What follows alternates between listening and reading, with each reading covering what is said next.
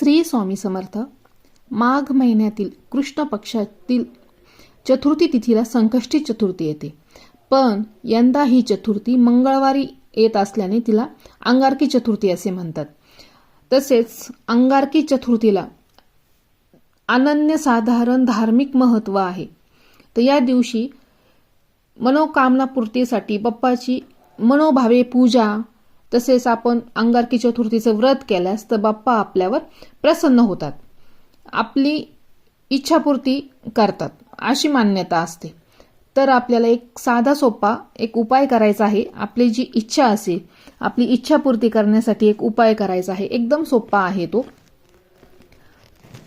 तर काय करायचं आहे, तर आपला देवघरातील कलश घ्यायचा आहे। कलश स्वच्छ धुवून घ्या। कलशामध्ये पाणी भरा आणि त्या कलशावर नेहमीप्रमाणे आपण स्वस्तिक काढतो तसं कुंकवाने स्वस्तिक काढायचं आहे।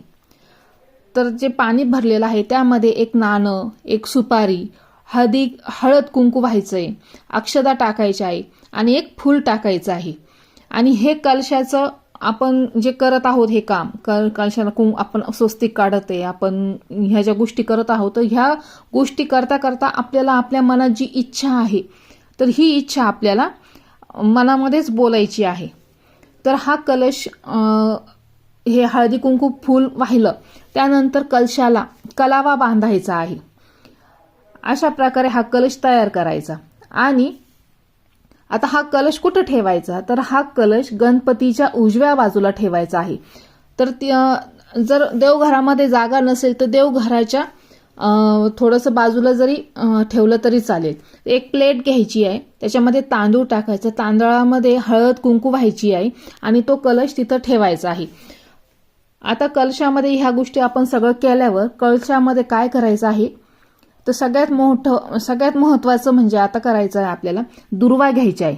जर तुम्हाला जमलं तर एक जुडी घ्या, 21 दुर्वांची एक जुडी ती घ्या, किंवा 2 घ्या, 3 घ्या, 4 घ्या, यथाशक्ती तुम्हाला जेवढं जमेल तेवढ्या दुर्वा घ्या।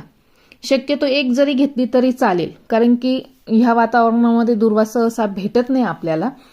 त्याच्यामुळं 21 दुर्वांची एक जुडी जरी घेतली तरी चालेल। तर ह्या जुड्या घ्यायच्या आहे हातामध्ये आणि आपल्याला ओम नमो गणपतेहे नमः हा मंत्र म्हणत त्या दुर्वा आपल्याला कलशामध्ये ठेवायच्या आहे। मग त्याला आपण आपली इच्छा बोलायची आहे आणि ओम नमो गणपतेहे नमः हा मंत्र म्हणायचा आहे आणि आपली इच्छा गणपतीला बोलायची आहे। तर अशा प्रकारे हा छोटासा उपाय आपल्याला करायचा आहे।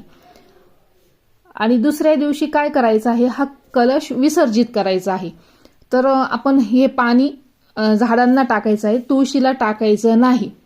शक्य असेल तर आपण अंगारकी चतुर्थीच्या दिवशी उपवास करायचा आहे आणि उपवास चंद्रोदयानंतर सोडवायचा आहे। आणि गणपतीला 21 मोदकांचा प्रसाद हा आपल्याला दाखवायचा आहे।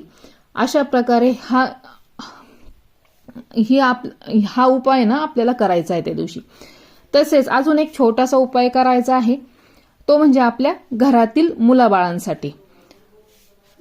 आपल्या गणपतीला अशी कामना करायची की माझ्या मुलांवर कोणतंही संकट येऊ नये। तसेच मुलांचं जर आपल्याला अभ्यासात प्रगती पाहिजे असेल तर त्यासाठी सुद्धा आपल्याला गणपतीला विनवणी करायची आहे आणि त्याच्यासाठी आपल्याला गणेश स्तोत्र म्हणायचं आहे। अशा प्रकारे आणि तसेच गणेश स्तोत्र म्हणा, दिवसभरातून शक्य असेल तर तेवढं तुम्हाला म्हणता येईल तेवढं म्हणा।